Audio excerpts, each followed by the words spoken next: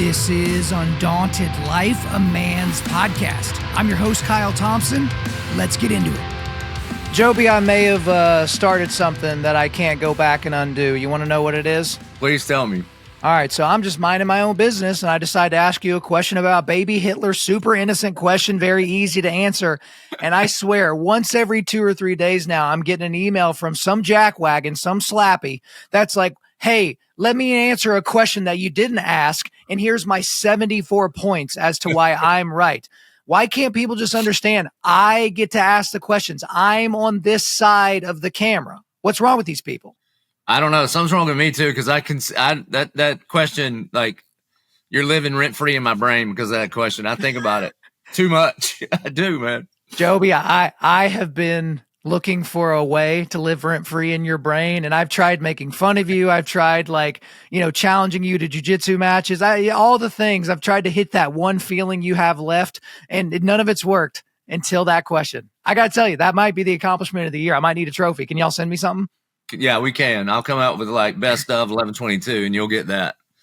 Bad out. All right. Well, we need to get into the actual questions for the day. I don't think any of the ones today. Well, there might be one or two that might live rent free in your brain, but this is kind of a pre-question for the first question, because you previously mentioned that Ryan Horn is your favorite forging tabler.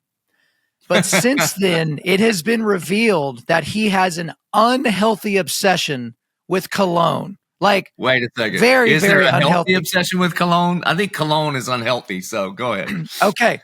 So with all of that in mind, now that you know more about this man, I guess you could call him, than you did before, is he still your favorite forging tabler? Do you want to take that back? Do you want to, ascend a different person to the throne?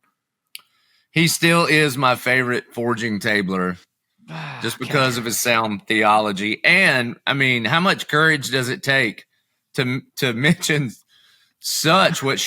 ought to be a deep, dark, hidden secret in your life? But apparently this brother believes the gospel so much that he would admit at a forging table that he does not just have a little bit of cologne, but he's really into it. Joey, no, wait. He didn't offer up that information.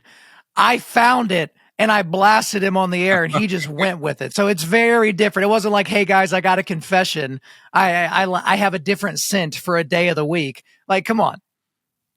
I don't know. Well, thank God you're his friend and iron sharpens iron, so you can help him out. I'm his friend for now. It's a daily fight to figure out if I'm going to continue making that happen. But in all kidding aside, we do have a great first question, and it is from Ryan Horn, who is still apparently the forging tabler that Joby loved. It's this: does it make any sense to deny predestination, but then assure a non-believer that God has a plan for their lives? The word predestination, the way I would like to ask it is this. Do you believe that God has a plan for your life? I don't know the person that doesn't say, of course he does. Okay. Do you think he's making up as he goes? Or do you think he's surprised by it? Or do you think God is outside of time, so God knows what that plan or that destiny is? People are like, yeah, I think that. Well, then by definition, you believe in that God has predestined you for whatever he has for you. So that's what I would say. So with that as well, on the predestination side, you made a comment to a friend of mine recently. They went to your church, and do you remember the comment you made? I don't want to say her name because I didn't get permission, but it was something along like, can you grow taller? What was the context? I got it a little jumbled up. Yeah, she said something to the effect of, well, based on my free will or because I have free will. And I was like, do you? Completely free? She said, completely free. I was like, cool. Be taller. Will yourself to be taller. Oh, wait a minute. You can't. You were preordained to be however tall that you are. She didn't love it, but it's just true. Okay.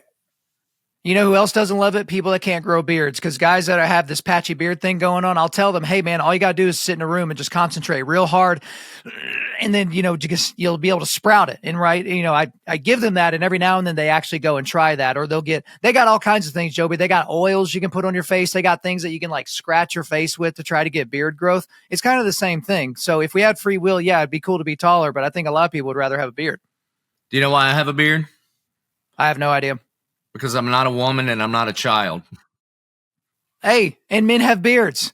So with that in mind, Ryan Horn doesn't have a beard. And so is he still your number one forging tabler? That's probably the last time I'll ask this episode, because he doesn't have any hair at all. Yeah, based on the hair situation and the cologne situation, he's a constant reminder of the brokenness of humanity that we live in and what Jesus came to do. Imagine his beard in heaven. He's going to smell great on his own, and he's going to have probably the best beard in heaven. Okay, that may be one of the best quotes we've ever gotten on the show, but yeah, I just the mental image. I got to put that into an AI pic generator later on. Ryan Horn with a beard. It's gonna be like wrapping around his body. He'll probably just like sleep on his own beard pillow, so that'll work out well. All right, so next question. This one's from me. Is cannibalism a sin? Cannibalism. Yeah. Yes, it is a sin. So I'm not asking because I'm curious. I'm asking because I had the thought the other day. It was like, yeah, we all think cannibalism's like wrong. And you think about these, ancient tribes or tribes even today that still perform this act. But why, biblically, I guess, is cannibalism wrong? By the way, I'm not pro cannibalism to anybody clipping this out later. It's just a question. Because our bodies in and of themselves are sacred as image bearers of God. And so to treat something that is sacred as common is sacrilegious, and I think sacrilege would fall into the sinful category. And the purpose of it is that you are commodifying an image bearer of God, or you are commodifying someone that Jesus died on the cross for to use for your own benefit. And so there's not a big distance between like prostitution and cannibalism. It's just to use somebody else's flesh for your own benefit or your own desire. So, sin. Okay. I'm going to ask this, and if you don't want to answer it, and if you don't want to go there, I've already told you previously, you get full veto power for any subject matter, and we can just edit this whole section out. But you used a word that pinged my ears there, and it was commodify.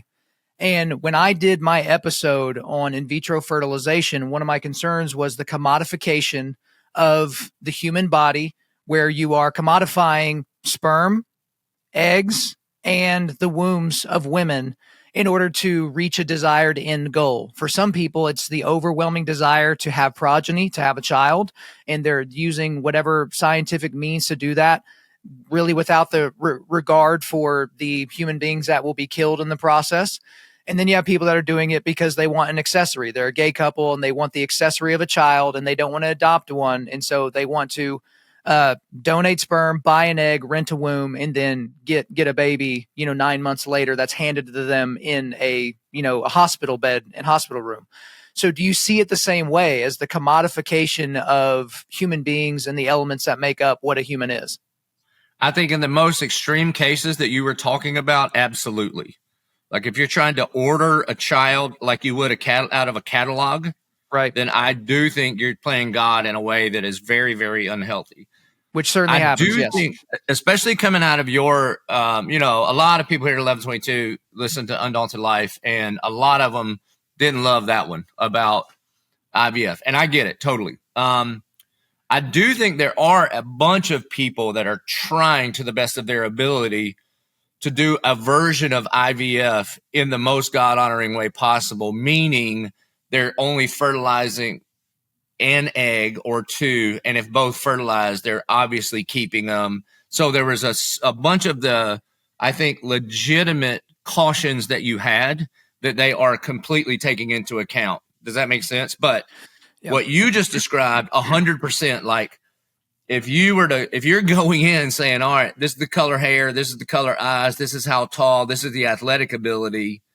I mean, isn't that what Hitler was trying to do? Like create this perfect pure race. Yep. So that there's a real problem with that in the commodification of human beings. So again, in the extreme, I completely agree. And I also completely agree with you warning people to think about some things they've probably never thought about.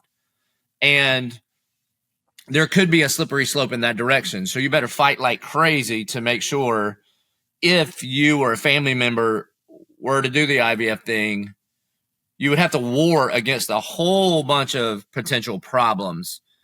But it is very, very complicated. And the further away you are from something, the simpler the solution seems. And I don't know a whole lot about it, so I don't think I'm an expert to talk about it. But for sure, in the extreme, anytime we commodify another human being, I mean, this is why lust is such a big sin. And this is why Jesus says, if you've ever lusted after a woman in your heart, then you've already committed adultery, because what you've done is you're not treating her as a human being that Jesus died for, an image bearer of God, or even potentially a sister that Jesus, has redeemed. You're just treating her as a commodity to be used up for your own good. And Right. it'll, it's murderous. It's awful. It's covenant breaking. Well, and to that end with the IVF stuff, a lot of people that got mad about my IVF episode were getting mad at things I was not saying. So because it took me 45 minutes to spell out my very carefully worded and crafted argument about IVF and how I don't think Christians should utilize it. And what people heard was you don't think people that struggle with getting pregnant should have children. I was like, no, because people either didn't listen to the episode at all because they read the title and the title made them mad, or they listened to the first 5-10 minutes and didn't give the full breadth and depth of my argument any consideration. But it's also a technological limitation of what we see with most IVF facilities right now, which is that they're not making one egg to fertilize and implant. They're making 8 because it's inefficient and expensive to just do 1 or 2. So they do 8 knowing that maybe 1 or 2 will survive. And so that's the extra consideration that I didn't think people didn't have. And again, I need to remind people, my personal family, my extended family, people that are very close to me, have had their families expanded by IVF technology. And I happen to love the children that have been created via that process. The issue is the eggs that are left over that they are going to donate. At some point, there will be breaking news, and I don't know when, of IVF facilities trashing or donating the tissue of literally hundreds of thousands, if not millions, of image bearers of Christ because there's no more space in the freezer. And that's the thing, that it's a downstream consequence, but it's a consequence nonetheless. So I think this is a good discussion. And you and I personally have talked about this. Right. I applaud the episode, even though I do think you were talking. I have a lot of questions. I think there could be a really robust dialogue about it. I know that there's a guy in our city who is a believer and is trying to do IVF in such a way that addresses all of your concerns. Okay, even without all that said. So when people at our church heard the episode and were upset, well, mostly they were upset because they were going through it and they felt attacked or whatever. Okay, fine, no problem. The question is, are you going to continue to do ministry with this guy? Of course. Even if I don't agree with everything you think, I don't care. Jesus is our Lord. We're brothers. Half of what's wrong with this country is people can't have conversations about things that they disagree with. Secondly, I think my job and your job are not the same job. I am a pastor. I start with where the sheep are and then try to take them to green pastures, take them to cool waters. You have more of a prophetic voice because you're not nurturing a group of people. I think it's a good idea for you to drop truth bombs.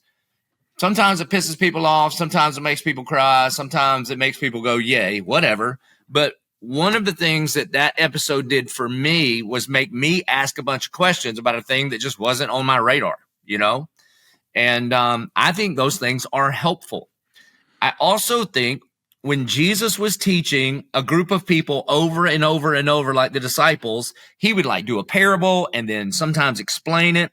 And then sometimes he would walk in and say some outlandish stuff, knowing he was leaving town. And they would be like, did he really mean gouge out your eye and chop off your hand?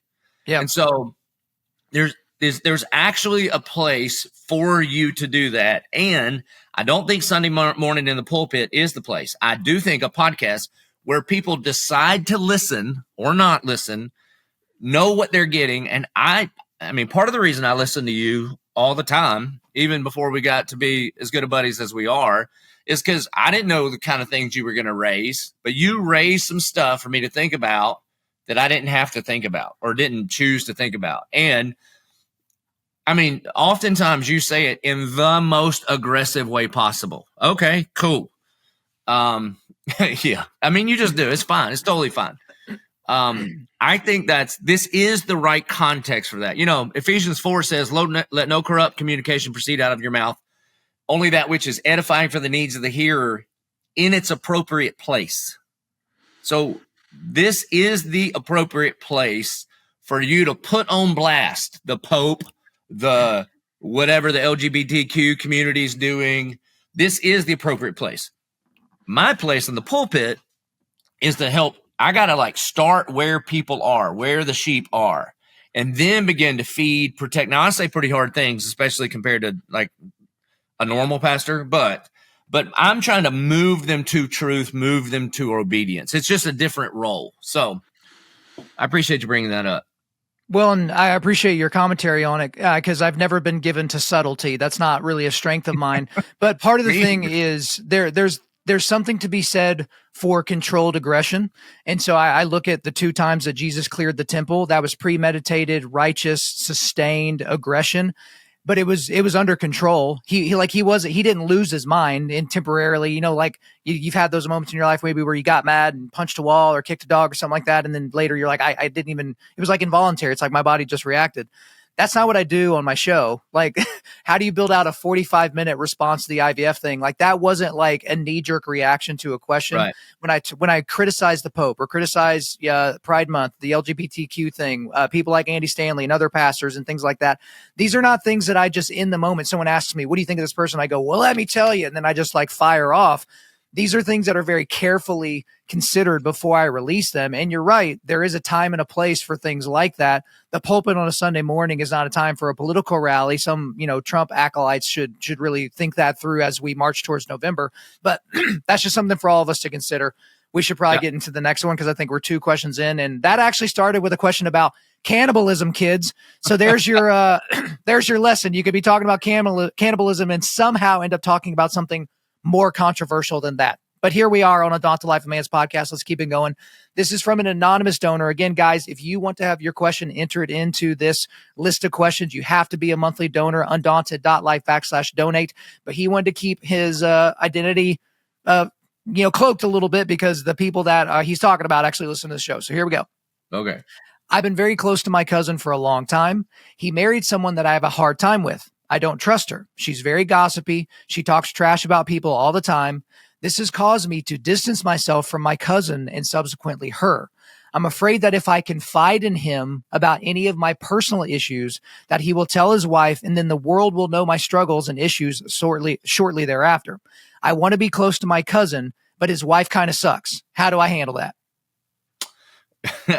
I think it's a legitimate concern that he has. A part of what it means to be like a foxhole brother or a mat carrier or a 3 a.m. friend that you talk about is that, do I trust this person with the details of my life? And I mean, when you get married, dude, his primary allegiance is not to you, it's to his wife. So if you don't trust her, then you don't really trust him. And so you're probably right. So you can be very, very close to your cousin. You should always honor them. You should start praying for your, whatever you would call her, cousin-in-law, not about her. Quit praying that God would change her. Just start praying blessing over her. Watch what maybe happens in your heart towards her. But I also wouldn't cast pearls before swine. So if you know that the details of your life aren't trustworthy in that household, then I wouldn't share them there. So it's just, hey, man, he who walks with the wise grows wise, and a companion of fools suffers harm. So it takes a lot of wisdom to choose the people that you are going to be most vulnerable with. And just because you like a person doesn't mean that that person's qualified to be a mat carrier or a corner toter for you. They have to be a trustworthy person. The men that are in my life, there was a time when one of my guys, man, very similar situation. I didn't trust his wife. I did trust him though, but he's not even in my life anymore. I think because of their relationship, he's bounced. It's not even at our church. So, but the men that I trust the most, the men that carry the corners in my life, do they have the godliest wives I've ever met? I mean, I trust these women as much. as I do. In fact, I would hope that what I share with him, he shares with her, because the wives has such godly advice. I think I would benefit from it. So if you don't think that's the case, then again, love your cousin, be friends with your cousin. He just might not be on your ultimate inner circle. Hey guys, real quick. If you're anything like me, you are constantly on the lookout for high quality products that are actually made here in America by American hands. The problem is that a lot of American companies have outsourced their labor overseas, so it's an American company, but it's supporting people that don't live here. So I've always wanted to partner with an American company that prioritizes America, American workers, and making all of their materials here in this country. That's why I want to remind you that we are partnered with Origin. Origin is an apparel company based in Maine, and they are focused on getting as much manufacturing back to the United States as they can possibly do. What do they make? They make the best jiu-jitsu gis on the planet, and these are the only jiu-jitsu gis that are made completely in America. They also make jeans. Yes, they're stretchy and awesome. They also make amazing hunting gear, and I know you guys love your Kuiu and your Sitka, but those companies use overseas labor, and they don't do that to help you guys out. They do that to increase their profit margins. Origin also makes boots and work boots, and yes, that does include steel-toe boots. And in the fall of last year, they launched a line of everyday clothing. Their Versa pants are their everyday pants, and they are just especially phenomenal. They also make other outdoor clothes and workout clothes, and they're launching new apparel stuff all the time. If you haven't already, you need to check them out and support a company that supports America and America's workers. Try Origin out today by going to www.originusa.com. That's originusa.com. Use the promo code Undaunted to get 10% off of your order. Again, that's originusa.com. Promo code Undaunted to get 10% off of your order. Yeah, and that's the thing that I got from this guy when I went back and forth with him, is that he was a bit heartbroken because his cousin was like a foxhole guy to him, and he felt like he lost him when his cousin gained her. But I gave him very similar advice. I was like, dude, he's not married to you. Like, he's not going to have to give an account someday for how well he was your cousin. Like, he is going to have to give an account for how good of a husband he was. And, if kids subsequently come, performing headship of the household. And so, but I also told him to just be very open and honest with his cousin. Like, hey, if push comes to shove and this is your dude, this is one of your foxhole guys, one of your 3 a.m. buddies, one of your mat toters. If that's one of those guys, you just have to be honest with him without attacking his bride. You can just say, hey man, sometime when you haven't been around, I've heard your wife say things that weren't so positive about other people. If I share personal things with you, are you going to share that with her? Because I'm just afraid that it might not stay with her. And that's a fair way of approaching it without pointing your finger at her and calling her a bad name and those types of things. So there is a way to traverse that. But we need to get to the next question here. This should be an easy and fun one. This is from Jake Winkler of the Forging Table, who is not your favorite. Everybody knows that by now.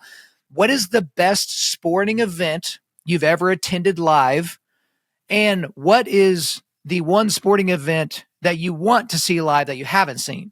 So best sporting event you've been to and seen live. What's one that you haven't been to that you want to go to? I have not been to a UFC fight yet, so I definitely want to do that. I had a couple of opportunities, and then both times I had like dad duty with my daughter. And so it was a really sweet thing because she knew I had like front row tickets from Dana White to sit with some of my NFL buddies, and it was going to be awesome. And she had like a daddy-daughter dance, and she was like, are you going to miss it? And I was like, there's no chance, baby. There's no chance. It was great. Yes, she sweetheart, I'm going to miss it. But no, not a chance. I sent my son, and everybody thought he was a pro fighter. It was great. Man, I mean, the greatest sporting event ever is the Georgia Bulldogs. And so just whenever they go and roll up on people at Sanford Stadium. So pick your college of choice. But, I mean, you want to see people just lose their mind and get caught up in the whole thing. And I know it's all idolatry and false worship. I mean, we literally be singing glory, glory to old Georgia, and I get caught up in it. So that's it. And especially I get a home game here and get to watch them beat Florida for the last few years. That's great. I'd love to go see them beat Alabama. That'd be great. But, dude, it's hard to beat a good college football game. And I'd like to go see a UFC fight. Well, so I've been to one UFC fight here in Oklahoma City. I'd like to see one in Vegas. I think that'd be really cool.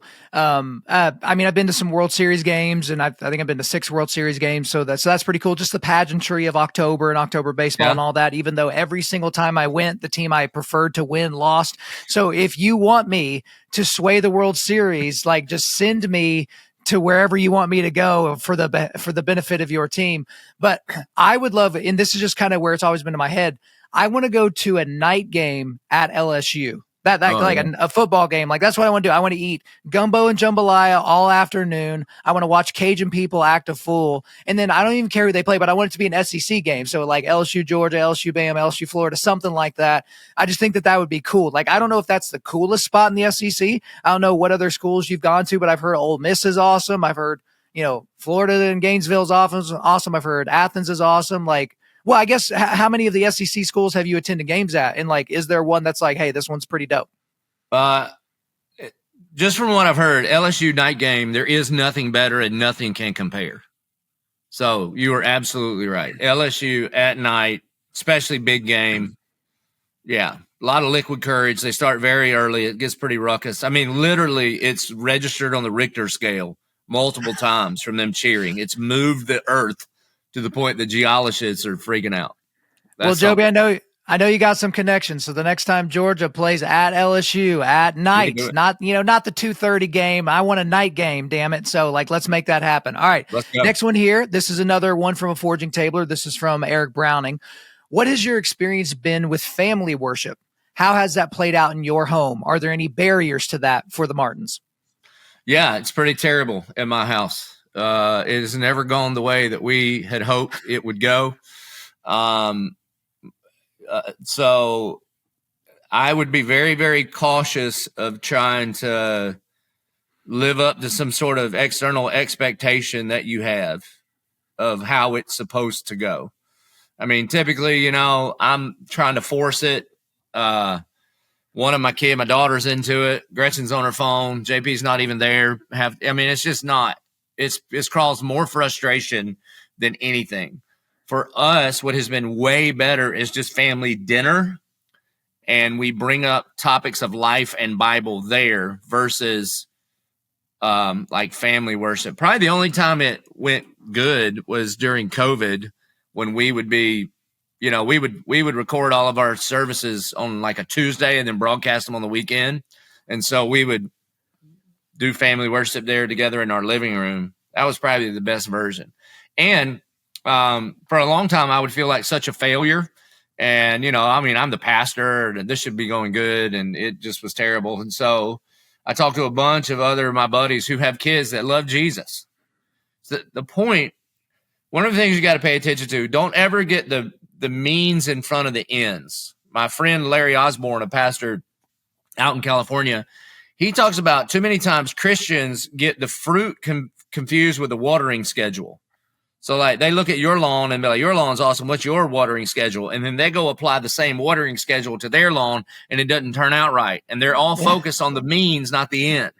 So the end is that you would raise children in the admonition of the Lord. You would train them up in the way they should go, that you would disciple your kids. And discipleship worship is definitely a part of that. And so you just got to do what works for your family. And like in my family, I have two very, very different children, very, very different. And so to try to make them like conform to a pattern, especially as they get older, probably the best thing in regards to like catechizing my children of anything, especially when they were small, is prayer time at night. I marked out a big chunk of time to pray over and with my children at night. One, as they get a little bit older, they try to trick you. They think they're like getting to stay up late, so they just will do whatever it takes to get the conversation going. And they know if they talk about crap, I'm going to put them to bed. But if they talk about Jesus or the Bible or questions, we can stay up as long as they want. And what they don't realize is that they're being covertly discipled by their own trickiness, And then I prayed specific scriptures over my children that they still have memorized because they heard it 300 nights a year, So just figure it out. But see, even that. So what people could do is people could hear the prayer thing and then try it with their kids and it not go good and they feel like a failure.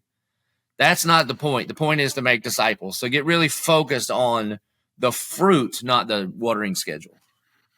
I like that. And it's very important for everyone to know that you have your context and you have your family and your personalities and your schedules. And so like, I remember my wife talking about when she was a kid at softball tournaments. I mean, because again, for whatever reason, a tournament can't be completed on Saturday. You have to play your first game Friday, 17 games on Saturday, but you have to somehow still play one or two on Sunday. And so they, most families would just skip church because, it's summertime. Let's go to the baseball game. Let's go to the lake. Let's go to whatever. But her family would always, no matter what city they were in, they would go to a small local church in their chosen denomination. And like she would be there in her braids and in her jersey, and her cleats were in the car, and they would drive from church and then go back and do their thing.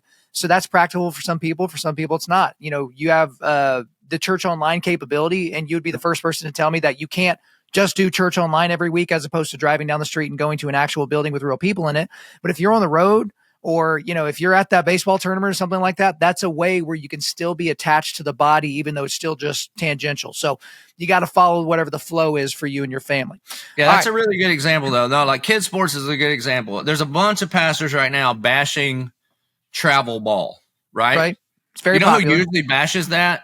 It's either the kids that couldn't make it because they weren't good enough, the parents of those kids, or the parents of the freak athletes that don't need it because they're so good. Okay, all right. But it shouldn't be trashing travel ball. It ought to be like your posture towards it. Do you know how many kids I've baptized from my kids' travel ball teams? Like we tried to the best of our ability not to bow down to the idol of travel. We just tried to. It's the only lost people I knew, man. So we tried to leverage it for the good news of the gospel.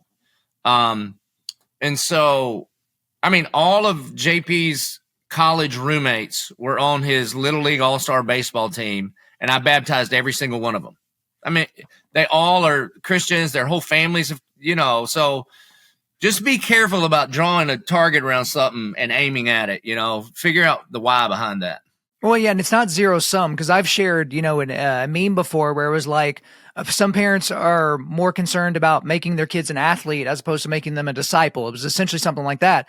And so what some people heard is Kyle's anti-athletics for children. It's like, no, dummy. What are you talking about? Like, but it's like if you put so much more time, effort, and money in making your kid like 1% better at baseball, and you spend none of that time like dealing with their soul or any heart level issues or things that could affect, I don't know, their eternity, then that's problematic. And I would suggest that you maybe have got, your things out of whack in terms of your household. All right. Next question here is from Roger, another donor. Thank you, Roger, for being a donor. What would be your argument to a pastor on the complementarian view that women should not hold the office of pastor and should not be preaching or teaching from the pulpit on Sunday mornings? Also, in what capacity is it appropriate for women to lead, teach in the church? For background, my pastor's wife has taken more of a leadership role in the church over the last couple of years. She is now listed as an associate pastor and preaches on Sunday mornings about once every 2 to 3 months. Man, my understanding. Step in it, Joby. Let's go. We've already talked about cannibalism and IVF. We might as well step in this one too. Let's go. My argument for complementarianism would be the New Testament. That's what it teaches. But I get it. It's a little more complex than that. My understanding of the scriptures are that men and women are created completely equally under God, but with different roles.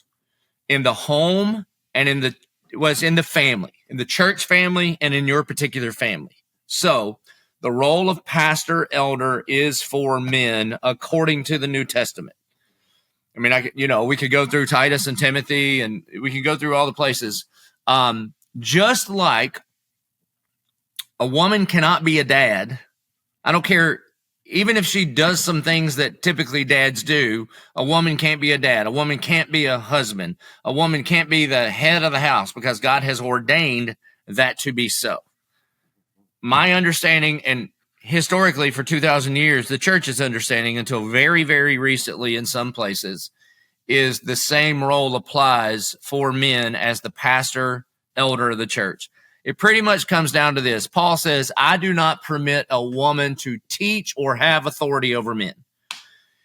Do you think that means or and? I think it means and. At the Church of 1122, we have women in ministry at every level except for the role of pastor elder. But we have women lead because my view of the New Testament is that Jesus had women in ministry with him, that in the early church, people like Phoebe and Lydia had significant places of leadership, But if you put that teaching and authority together, that's the role of the pastor. Therefore, that has been reserved for men. Why? Because God can do whatever he wants to do. I don't know. Why do we have 2 feet, not 11? It's just because that's how he designed us. So the reason is because of his design, not because of, well, I know somebody that's better at you. Bro, I bet there's 10,000 women that could do a better job at the job I have right now. That's not the point. God has anointed and appointed me to do it and designed men to play that role. Well, I mean, there's certainly more that we can talk about as far as that goes. We could do an entire episode just on that. But even just hearing him describe, and I truncated it down so I could ask a question to you. Even just hearing him describe it, you could tell it wasn't like, oh, this was a very strong, biblically based male pastor that just thought it would be a good idea to bring his wife along. It seemed like he was a little bit more of a passive, a little bit more of a pushover, and his wife had one of those big, overbearing personalities, and she started elbowing her way into the ministry that her husband was leading, and he just was acquiescing to kind of keep her quiet and keep her satisfied. And you do see that situation a lot where you have these men that are abdicating their own responsibility and ignoring what we see in terms of lessons of scripture because they don't want to make their wives mad, and it's to the detriment of the entire flock that they're going to have to give an account for someday, that how they've led. You know what I mean? Right. Yeah, and again, you and I have talked about this before. What I think is irrelevant. What I'm trying to do is just do what I think the Bible says to do. Does it cause problems for me? For sure. Oh my gosh, man. Yeah, people throw shade on me all the time because we're a complementarian church. Okay, but one day I'm not going to have to stand before you and give an account. I'm doing that right now. One day I do have to stand before the Lord.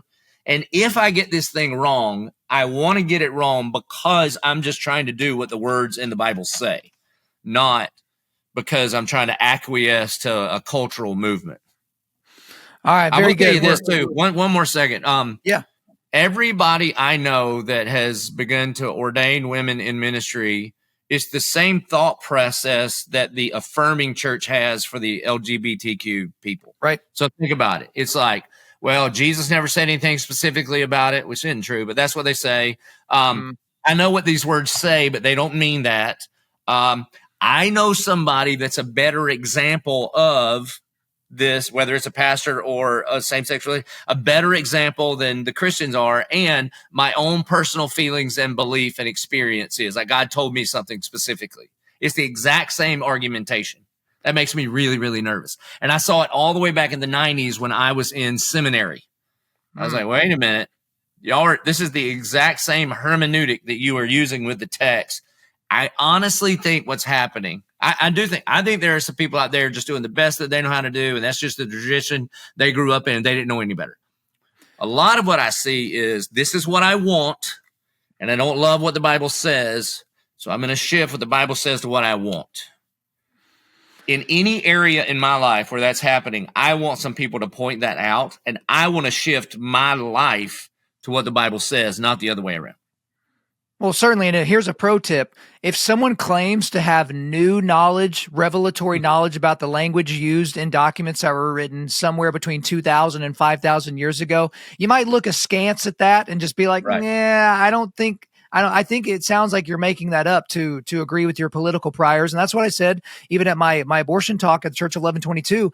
I said, this is a category of belief systems because nobody is like pro-Israel, pro-gun, like pro closing the borders and all that. And then they're also like anti-abortion. Like those things are, well, actually I said that wrong, but like if they're pro-abortion, if they like those things, they're also, pro-Hamas and pro-BLM and pro all those different things. Like you're attacking a worldview when you attack one of the categories. And this is just one of those categories. Now, Joby, we are short on time. Hold on, one more thing. I just got to say this. So you've been here, you've been to 1122, you've worked here, you've done some stuff here. And our church is full of very competent, very smart, very gifted female leaders. Amen. And they serve at the highest level, just not pastor.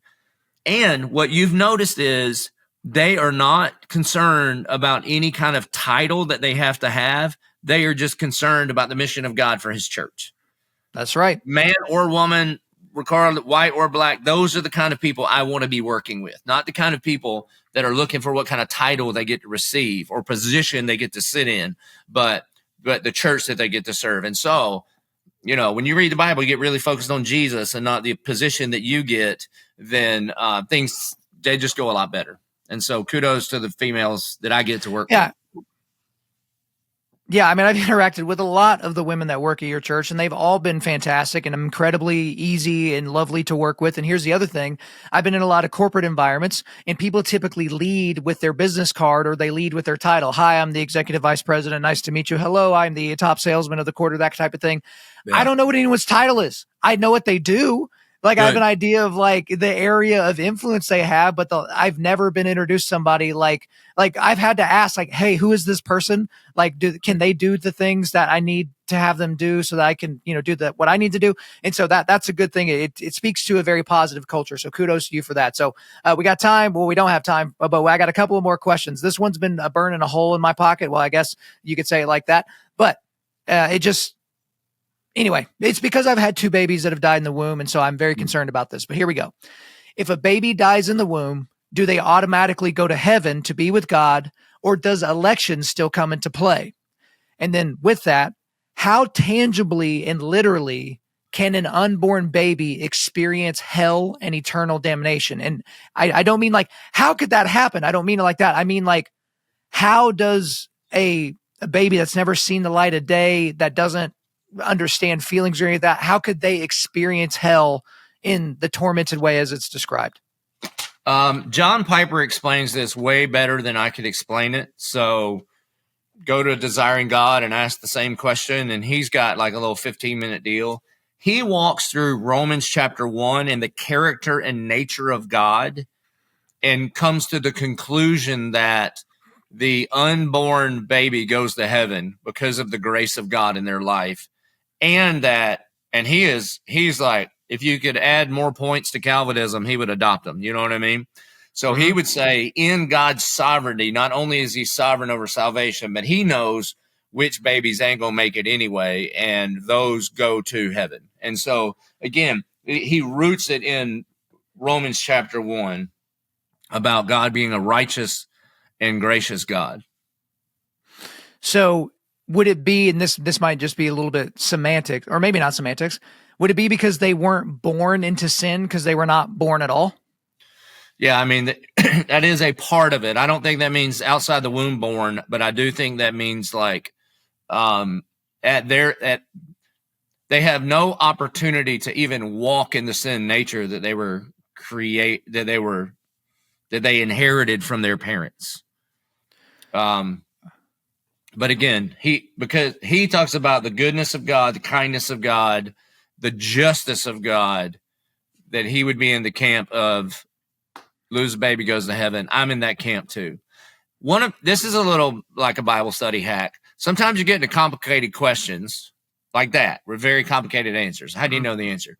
One of the things I find helpful is to find the people that I agree with on virtually everything else and see what they think. That is very helpful for me.